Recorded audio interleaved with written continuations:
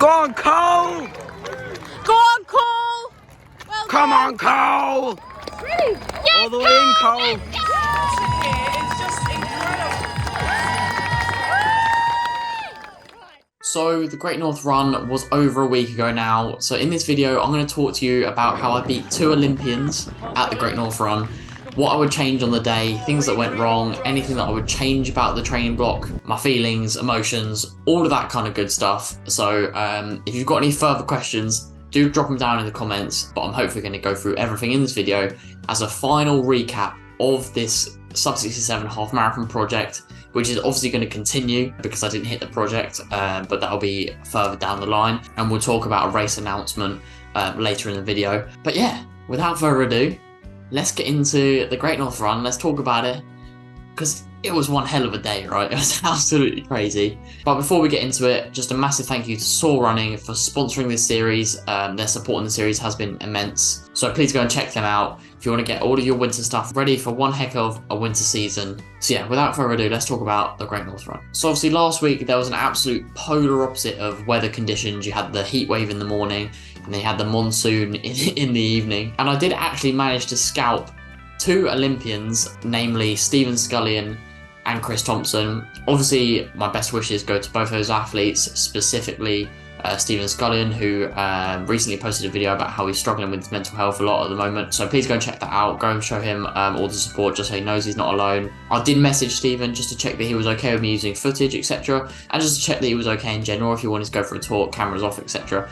So he knows that he's got someone to talk to if he needs to. And he just made clear that he's not okay, but that's okay. That's a topic for another day. You guys know I struggle with my mental health.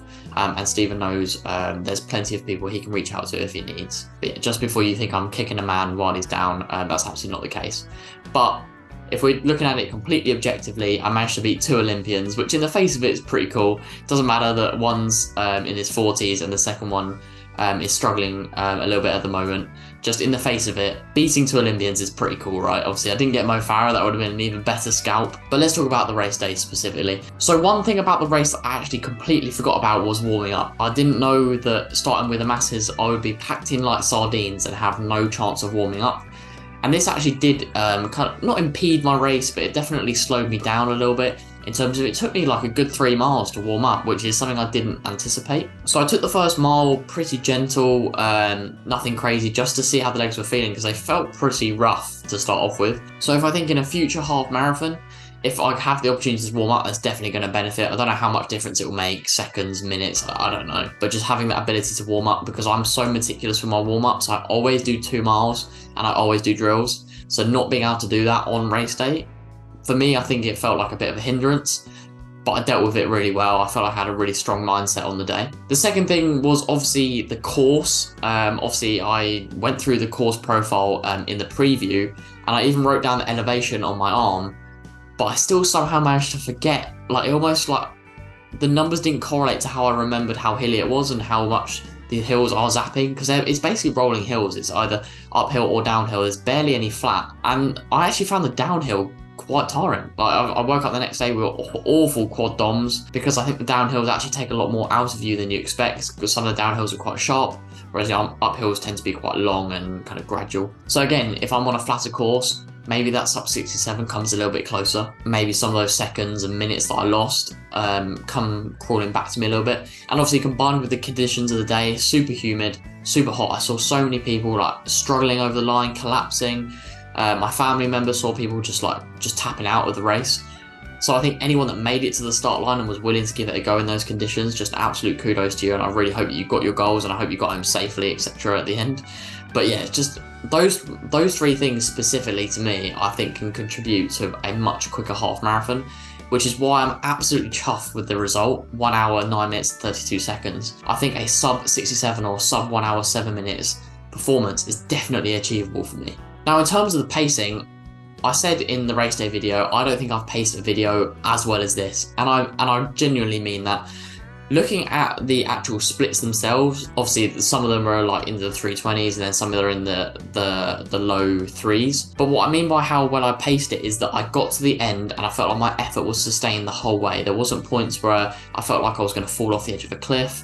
I just felt like I managed the effort level really well, to a point where I almost managed it too well, in terms of I was so worried about redlining or getting into that red zone, that point of no return in terms of effort, because of the heat and because of the course, that I almost didn't push myself enough when it came to the final mile, if that makes sense. I almost went over the line almost too chilled out. And I'm not saying that if I just tried harder that I would have ran the sub 67, but there was definitely something holding me back on race day, whether that's my own mental weakness or that ability to dig deep, which I've spoken about in previous races. It's definitely something that I do need to work on, and I've been trying. I just struggle with that kind of jumping in at the deep end, risking it, rolling the dice sort of thing. And yeah, as I said, I think I paced it almost too well, to a point where I got to the end and I was absolutely fine. Like, I literally jogged over the line, and I think that is definitely something I can work on, just trying to actually like fully empty the tank. I still feel like I had like a good 5 or 10% left at the end. So in the future, that's definitely something I need to work on. Leaving everything out there. Sub 67 was not going to happen in those conditions, but could I have rolled the dice a little bit more, taken a little bit more of a gamble like later on in the race and just really put my foot down? Definitely. I think that's definitely something I could have done. And I mean, you can see from my heart rate, it pretty much stays in the 170s throughout the race, and as someone who should have a maximum heart rate of around 198 if you go off scientific equations of 220 minus your age, 170s, that's not really high enough for a race day performance. Specifically towards the end, I should be getting into those 180s and definitely should be working hard, especially in those conditions. One thing that I do think I absolutely nailed on race day was staying cool and staying hydrated. This was not something that I practiced. I didn't even anticipate it in my training, if I'm completely honest. So at the Great North Run, for those who didn't run it, there was water stations every 2 miles. So what I would do is I'd pick up a bottle and I would drink some and pour some over me, and then carry the bottle with some water left in it to the next water station. So basically I always had water on me throughout the race, and this is something that I felt really helped me, whether it was psychological, knowing I had that water as backup, but just always being able to sip if I needed a sip, helped me wash down the gel, and helped me stay cool in terms of just constantly throwing water over myself to help keep my body temperature down. And I don't think that I found the heat so much of a limiting factor compared to a lot of other people, because I just managed to always take water even when maybe I didn't feel like I needed it. And that is definitely something I'm going to continue going forward, is not neglect the water stations. They're there for a reason, and I absolutely nailed the way I used the water on race day. I don't really like those like water spray tunnels. Wasn't a fan of those. I've used those before, and you just kind of, I don't know, you get wet like all over your body, and I'm just not a fan of that, if I'm honest. I want to be able to like specifically target it a bit over my head, a bit over my shoulders, and then that's it. Otherwise you start to get like chafing and bits and bobs. So yeah, in terms of the Sub 67 project, it still continues, and in terms of upcoming races that I've got, I'm going to be taking part in the Vitality 10K on Sunday the 24th of September, so that's this Sunday coming up. Aims for that are just to use it as a hard training effort. I'm not going to be tapering for it, otherwise it's going to be constantly like building training up, tapering back down, training up, tapering down. And at a race I spoke to Emil Caress last year, he said that too many athletes taper for races that aren't as important. So that's definitely something I'm going to try and do this year, is really focus on specific races and taper for the ones that are important. So Vitality 10K, I'm not going to be tapering for that. Anything around my PB would be absolutely amazing. Obviously, I know Ben is running that. He's aiming for sub 30:30. Could I get close to him? We'll see. That would be awesome if I could. But you never know on race day what happens. But again, if I'm within a minute of my PB without tapering into it, I think I'll be pretty happy with that. But it's one of those races. You never know what can happen. I've never done the race before. Don't know what the conditions will be like, and I don't know the course. So again, just got to take it with a pinch of salt. But then the next peak race for me, or a race I am going to taper for, is the Manchester Half Marathon on the 15th of October. So that is going to be my next attempt at the sub 67 pancake flat course. Seems like there's a decent elite field this year, and they managed to squeeze me in after entries are closed. So a massive thank you to Manchester for allowing me in. Basically, obviously without the YouTube, I don't know if that would have been possible.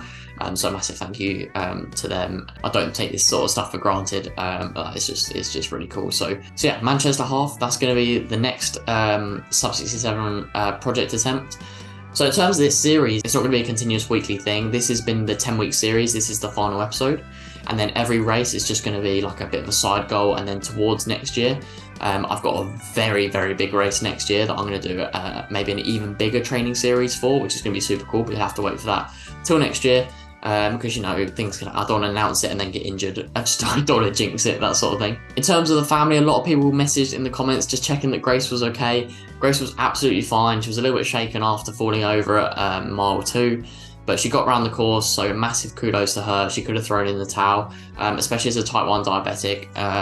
She really kind of battles against the odds, and she got it done, not in the time that she wanted, but once you've fallen over and your body kind of goes into a bit of shock, it'd be really easy to kind of throw the towel in and just kind of and pull out, basically.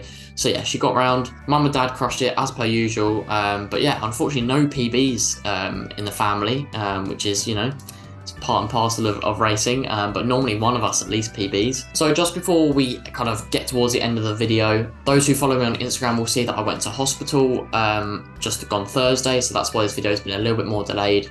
Just have been a little bit under the weather. So I'm going to quickly just talk about that now. It's nothing serious, so don't worry, don't stress. I just thought it's something that runners should be a little bit more aware about. Basically, since the Great North Run, each night I've been getting these kind of heart flutters, these like, almost felt like a twitch of my heart, like where it'd be beating like really quickly and then stop, and then really quickly and then stop. So I went to the GP and just said, look, I've been feeling tired for a couple of weeks and now my heart's started to feel a bit iffy and getting these like palpitation, heart flutters sort of thing.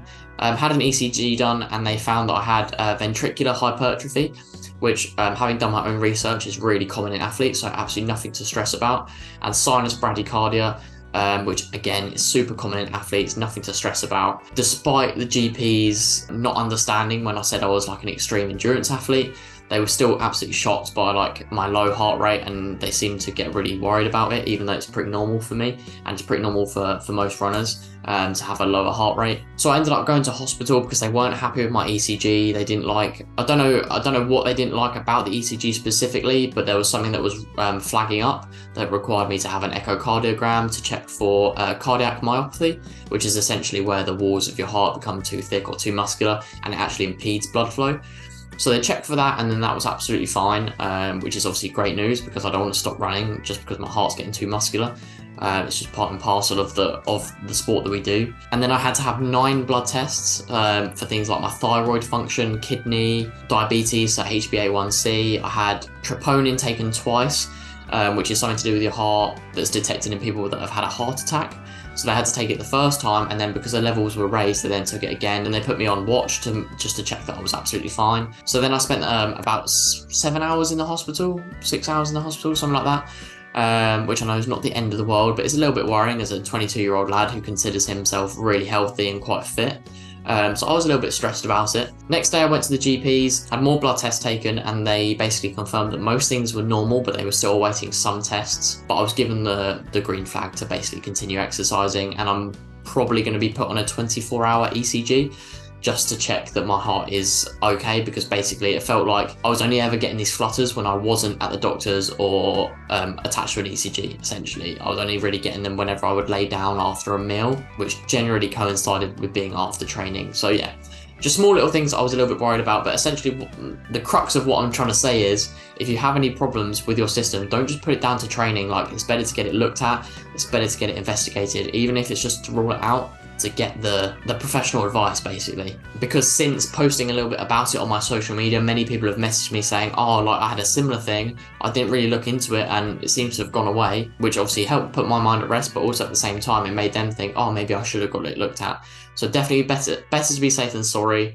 And one thing I would say is that it doesn't matter how many times you tell GPs that you do long distance running, they still get absolutely baffled by your low heart rate or your blood pressure or whatever it is. So just continue telling them because we're a population, right? They need to know more about us long distance runners because we're people and we exist.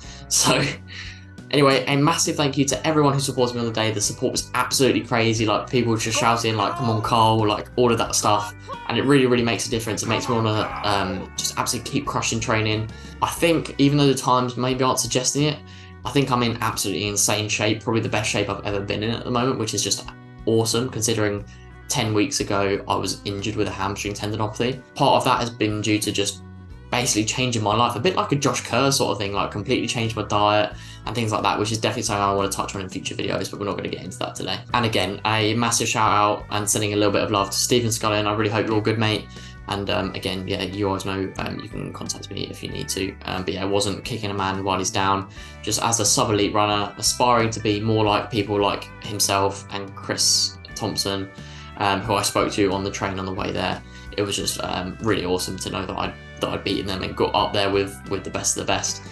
And in terms of the actual result, like 29th out of 60,000 people is a massive improvement on last year's 48th place. So obviously I've got to be super chuffed with that. Even though it was only a minute quicker, the conditions were far worse. And I think I ended up being like 3rd or 4th non-elite. And the amount of elites I actually did beat was pretty crazy. So hopefully next year I'll be on the start line with the elites again. I've just got to get that sub 67 first. But anyway, I hope everyone got home safely after the monsoon. That was just absolutely bonkers. And I hope everyone got the times that they wanted from the Great North Run. But anyway, thanks for tuning in. Thanks for all the support in this series. A massive thank you to Soar Running for sponsoring this series. You saw that race outfit, that race fit. It was absolutely sublime. The flying rainbow, some of you were calling me. And yeah, it really was an absolute joy to run in. And the amount of compliments I get was unreal. So yeah, if you want to get those, it's the race vest, marathon split shorts, and the marathon speed shorts, depending on whether you want split shorts or half tights. That's what I wore on race day, and they were chef kiss, sublime. Anyway, thanks for tuning in. Please like, subscribe, share with your running buddies. Love the pain. We'll get them next time. Peace.